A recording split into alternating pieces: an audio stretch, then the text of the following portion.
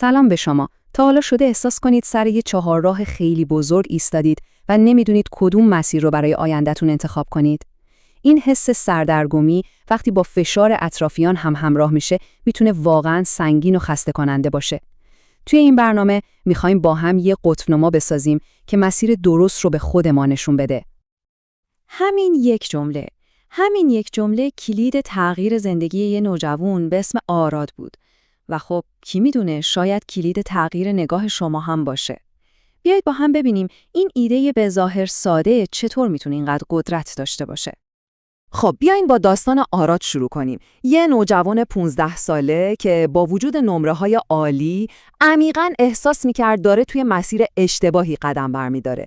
انگار داشت زندگی یه شخص دیگر رو زندگی می‌کرد. فکر کنین این صدا از همه جا به گوشش میرسید. خانواده، معلم‌ها، حتی دوستاش. انگار همه یه نقشه از پیش تعیین شده برای آینده‌اش داشتن. دکتر شدن.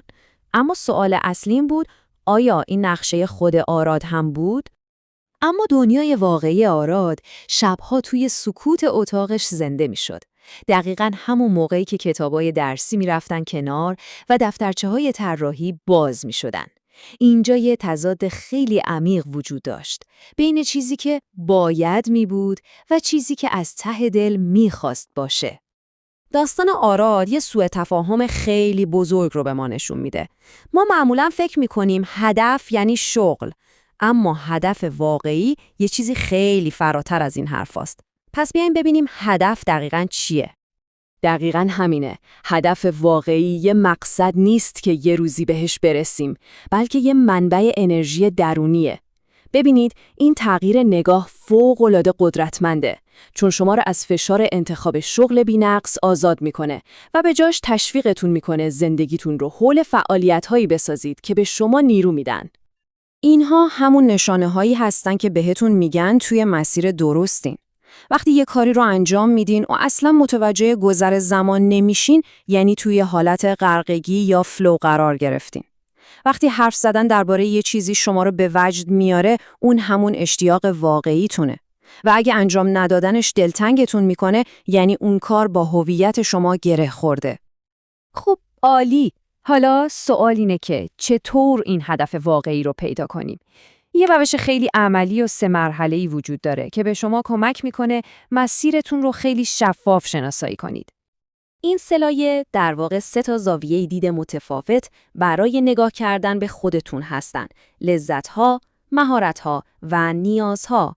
وقتی این 3 رو کنار هم قرار بدیم، یه تصویر خیلی واضح از هدف واقعی شما به دست میاد. بیاین هر لایه رو جداگونه بررسی کنیم. خب لایه اول، لذت‌های شما. یه لحظه با خودتون فکر کنید. توی اوقات فراغتتون به طور طبیعی سراغ چه کارایی میرید؟ چه چیزی به شما حس زنده بودن میده؟ شاید نوشتن داستانه یا شاید حل کردن یه معمای پیچیده. اینها سررخ‌های اولیه شما هستن. حالا بریم سراغ لایه دوم، مهارت‌های طبیعی شما. به این فکر کنید که چه چیزهایی رو خیلی راحت‌تر و سریع‌تر از بقیه یاد میگیرید. شاید به سادگی مفاهیم پیچیده رو درک می‌کنید یا شاید توی کارهای عملی استعداد دارید. این استعدادهای طبیعی مسیرهایی رو نشون میدن که برای شما هموارترن. و بالاخره لایه سوم. یه نگاهی به اطرافتون بندازید. دیگران چه نیازی دارن که شما میتونید برآوردش کنید؟ آیا دوستاتون همیشه برای حل مشکلاتشون پیش شما میان؟ آیا خانواده به سلیقه شما توی انتخابات اعتماد دارن؟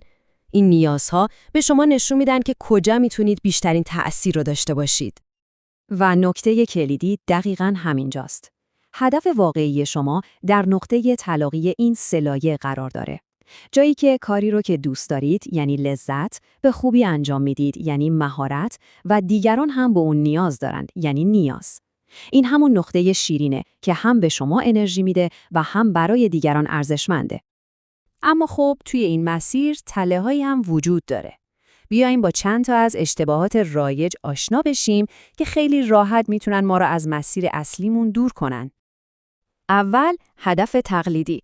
یعنی یه مسیری رو انتخاب میکنیم فقط چون بقیه رفتن یا چون الان محبوبه. دوم، هدف اجباری. یعنی دنبال کردن رویای دیگران، نه رویای خودمون. و سوم که شاید از همه رایج‌تر باشه، هدف مبهمه.